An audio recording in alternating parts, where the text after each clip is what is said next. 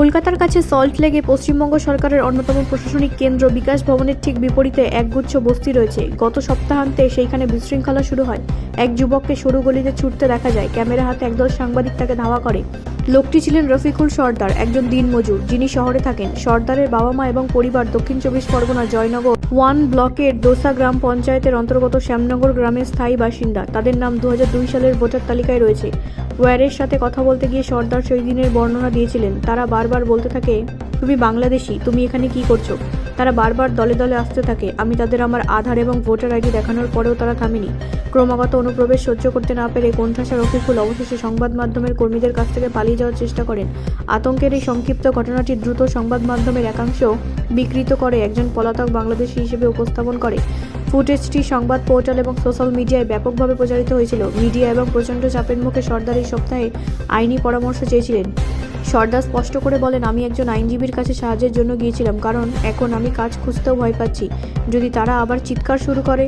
তার আইনজীবী সব্যসাচী চ্যাটার্জি এটিকে বিভিন্ন স্তরের ব্যর্থতা হিসেবে অভিহিত করেছেন। একজন দরিদ্র দিনমজুরকে বাংলাদেশি হিসেবে চিহ্নিত করা হচ্ছে। তার সরলতার সুযোগ নিয়ে সংবাদ মাধ্যমের একটি অংশ আরএসএস এর ঘৃণা ও বিভাজনের এজেন্ডাকে এগিয়ে নিয়ে যাচ্ছে।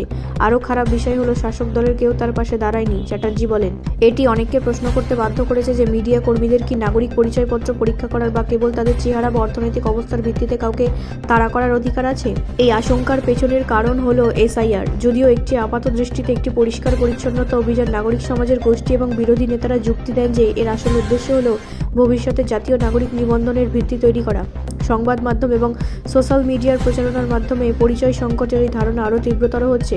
সাম্প্রতিক সপ্তাহগুলিতে বেশ কয়েকটি সংবাদ মাধ্যম এবং ইউটিউব চ্যানেল ভিডিও প্রচার করেছে, যেখানে দাবি করা হয়েছে যে এসআইআর অভিযান শুরু হওয়ার সাথে সাথে বাংলাদেশিরা কলকাতার বস্তি থেকে পালিয়ে যাচ্ছে।